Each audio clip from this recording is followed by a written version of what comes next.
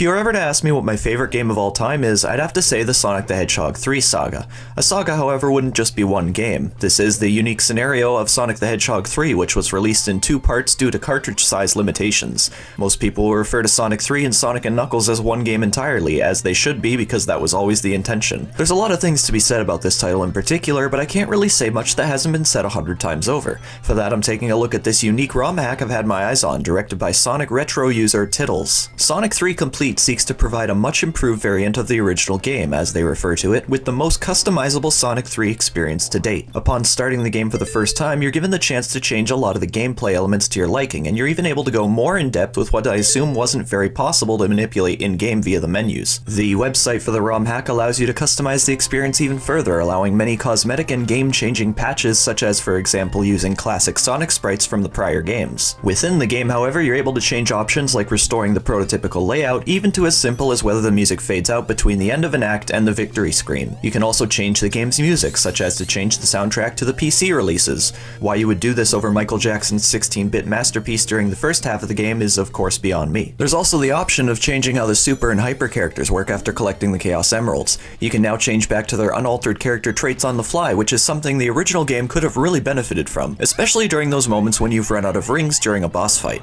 It also allows you to set the initiation of the Super or Hyper characters to one specific button, so you can keep using Sonic's Spin Dash, Knuckles' Glide, and Tails' Flight without going into Super or Hyper mode.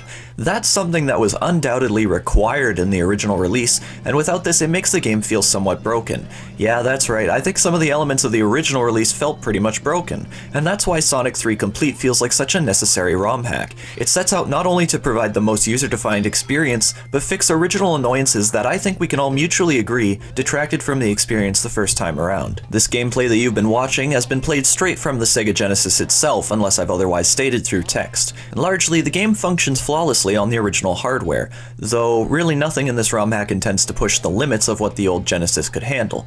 That being said, I won't say it didn't have its fair share of problems. In fact, the first time playing it through on my Sega resulted in a hard lock very early into the game, though upon restarting it, it was able to play through the game with no problems whatsoever. Some of the more notable changes you can come across in Sonic 3 Complete is first of all the better transitioning from Sonic 3 to Sonic & Knuckles, bringing a brand new cutscene into the game which glorifies the intro from the original menu screen of Sonic & Knuckles. It shows the Death Egg's launch failing and heading into the ground after Robotnik is defeated in the first half. Another notable change is the ability to skip cutscenes, such as the intro to Sonic 3, something I've always wanted to be able to skip, as once you've seen it enough times there's really no point in waiting for it. Yet another change I'd say is pretty noticeable is Knuckles' cutscene coming back from Sonic & Knuckles. This time it takes place in Angel Island rather than Mushroom Hill Zone, which optionally can be called Mushroom Valley Zone. The reason for this is because the original prototype for the game had some various changes in titles and level layout. You may notice the option to change Flying Battery Zone to select just after Carnival Night Zone, a decision which had been in effect before the idea of splitting the game into 2 carts. Flying Battery was changed from daylight to nighttime to properly accommodate Carnival Night's status at the time, something that I can only assume was again the original idea.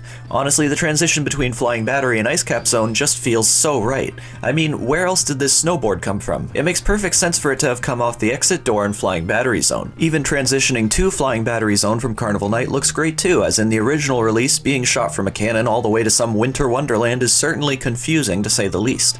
Also, there was a transition of daylight in the retail release between Carnival Night and Ice Cap, so ultimately having Flying Battery Zone here just makes a lot of sense, despite it feeling rather strange after so many years of being used to it in the Sonic & Knuckles half of the game. Speaking of Flying Battery Zone, they've also fixed the bug where Knuckles sees Dr. Robotnik in the Hang Mobile, which shouldn't be present in Knuckles' campaign. Dr. Robotnik had already been defeated by Sonic at this point. Robotnik was replaced as intended with an Egg Robo-Badnik, something that I can assume was not present in the original because they hadn't made a player-facing sprite of the Egg Robo. I've talked a lot of praise about this ROM hack, but there are certainly a few unfortunate problems that detract from the experience it sets out to create. First of all, how am I to go back to this menu once I've selected it to go straight into a specific game? I do recall there being a way, but I can't really remember how, and for whatever reason, Google wasn't even my friend on this one. There really should have been some sort of graphical overlay somewhere, perhaps in the Sonic 3 menu, telling you how to get back here in case you want to change some things up again. Like for example, there's this option to swap around the difficulties, something that the Sonic Jam compilation initially used, which changes some of the game's layout, such as the removal of the infamous barrel in Carnival Night Zone, and the inclusion of springs during the closing wall segment of Hydrocity Zone Act 2. I do want to clarify that these are indeed optional choices, and frankly, I'm not sure how they managed to fit all this in one Genesis ROM file. Are these just patches to the pre-existing maps, or were they all slightly manipulated maps put on the ROM? But that's besides the point. Sonic 3 Complete offers the most in-depth experience you can get out of the saga,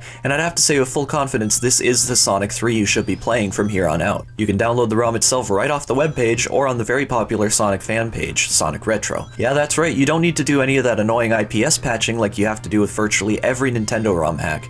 Unlike Nintendo, Sega is actually generous when it comes to fan projects, so much so that they released the ROM hack workshop on the Steam releases of the Mega Drive Classics. As a matter of fact, you can get this very ROM hack installed through the Steam workshop if you own a copy of Sonic 3 and Knuckles on Steam. Of course, it would be the default Sonic 3 Complete experience, so any additional external patches I assume wouldn't be possible with this. They've made mention of being able to possibly manipulate it in the future, but as of yet there is no way to do so. To wrap things up, Sonic 3 Complete is a true masterpiece when it comes to ROM hacks. This would have to be the only one I consistently pick back up now and then. In fact, it's replaced my desire to play the original release. Call me sacrilegious, but this ROM hack is just that good. I give Sonic 3 Complete a solid 10 out of 10. And yeah, I know some people get a bit irked when I give a perfect score, but look, the idea of out of 10 means every number is a level of score. Considering no game is perfect, we might as well just point out the games that do a really gosh darn solid job at what they set out to do in the first place. Unfortunately, this ROM hack hasn't been updated since 2013 as far as the sources go, so I don't believe the hack is still in process of removing the bugs it still admits to have. Nevertheless, this release is far beyond good enough, and I'd recommend any fan of the initial release to at least give it a shot. There's really no reason not to. Remember to like the Facebook page for updates. Thanks for watching, and I wish all you FrameRaters a wonderful day.